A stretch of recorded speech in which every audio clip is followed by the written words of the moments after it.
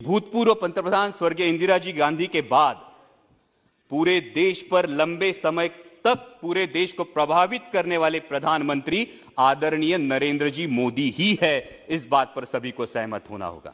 प्रभावी व्यक्तियों का नुकसान विरोधियों से ज्यादा उनके अनुयायी करते हैं, इस बात का इतिहास गवाह है। भगवे से किसी को परहेज नहीं और होना भी नहीं चाहिए, लेकिन भगवा तिरंगे में से एक रंग है, इसी का सबको एहसास हो।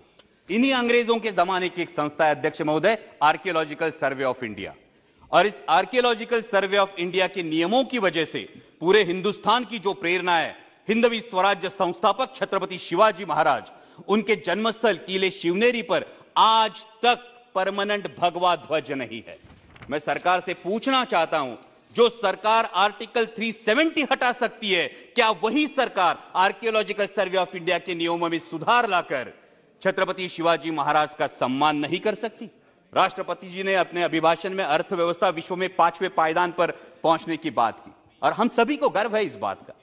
लेकिन हम मिडिल क्लास लोग हैं अध्यक्ष महोदय, 1 लाख करोड़ में एक पे कितने जीरो लगते हैं ये हमें पता नहीं, क्योंकि मेरे देश के 90% देशवासियों को सिर्फ इन सवालों से मतलब है कि आज पेट्रोल का दाम क्या है, आटे दाल का भाव क्या है, गैस सिलेंडर के दाम क्या है। अध्यक्ष महोदय, सरकार में बैठी एक मंत्री महोदया कभी गैस सिलेंडर के दाम बढ़ने पर धरने पर बैठ जाती थी। आज गैस सिलेंडर के दाम जब 1000 के पार हो गए तो क्या माननीय मंत्री महोदया भूल गई कि सास भी कभी बहू थी? अभी मेरे एक बहुत सीनियर सांसद सदस्य ने बहुत अच्छी पंक्तियां की, महंगाई नहीं खर्चे बढ़ रहे हैं। मैं उनसे यही कहना चाहता हूं, जनाब गुमराह मत कीजिए ये कहकर कि महंगाई नहीं खर्चे बढ़ रहे हैं। जुबान तो है आपकी, लेकिन अल्फाज किसी और के बोल रहे हैं। लेकिन इस बात पर सभी को सहमत होना होगा कि भूतपूर्व पंतप्रधान स्वर्गीय इंदिरा जी गांधी के बाद पूरे देश पर लंबे समय तक पूरे देश को प्रभावित करने वाले प्रधानमंत्री आदरणीय नरेंद्र जी मोदी ही है। इस बात पर सभी को सहमत होना होगा। लेकिन अध्यक्ष महोदय, इतिहास गवाह है कि प्रभावी व्यक्तियों का नुकसान विरोधियों से ज्यादा उनके अनुयायी करते हैं, इस बात का इतिहास गवाह है। और इसीलिए सोशल मीडिया के अंधभक्तों से और सवाल पूछने के बजाय तलवे चाटने में मशगूल रहने वाले मीडिया के कुछ नुमाइंदों से सावधान रहने में ही देश हित है। राष्ट्रपति जी ने कहा कि देश विकास की ओर बहुत तेजी से बढ़ रहा है, लेकिन अध्यक्ष महोदय, वास्तविकता यह है कि उतनी ही तेजी से मेरे देश का माहौल बिगड़ रहा है। लेकिन हम विश्व को बता रहे हैं वसुधैव कुटुंबकम, लेकिन अपने ही देश के लोगों को बता रहे हैं ये तुम्हारा मुल्क नहीं, इस पानी पर तुम्हारा अधिकार नहीं।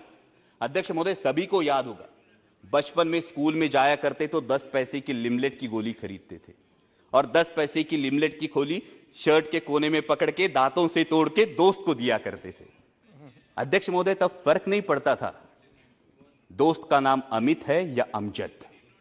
आज फर्क पड़ता है।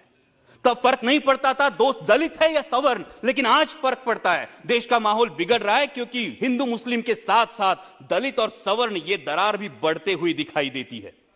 हर किसी को धर्म पर अभिमान होना लाजमी है, लेकिन धार्मिक अभिमान जब धार्मिक उन्माद पर उतर आता है तो इस अमृत काल में जो हलाहल पैदा होगा उसकी जिम्मेदारी कौन लेगा, उसके परिणाम कौन भुगतेगा? राष्ट्रपति जी ने अपने अभिभाषण में जो सपना दिखाया वो सच होने के लिए हर देशवासी को यह समझना होगा अध्यक्ष महोदय कि यह देश सिर्फ 38% वोट बटोरने वाली किसी एक राजनीतिक पार्टी का नहीं, बाकी 62% देशवासियों का भी है। इस सच का सम्मान हो। भगवे से किसी को परहेज नहीं और होना भी नहीं चाहिए, लेकिन भगवा तिरंगे में से एक रंग है, इसी का सबको एहसास हो। दहलीज के अंदर कोई ईश्वर, अल्लाह, यीशु किसी की भी उपासना करे, दहलीज के बाहर कदम रखते ही वो सिर्फ और सिर्फ भारतीय हो। पंथ, प्रांत और धर्म से जुड़ी भावनाओं का जरूर सम्मान करे, लेकिन हर देशवासी की सर्वोच्च भावना राष्ट्र प्रथम हो। तभी अमृतकाल का अमृत अंतिम पंक्ति में खड़े अंतिम व्यक्ति तक पहुंचेगा।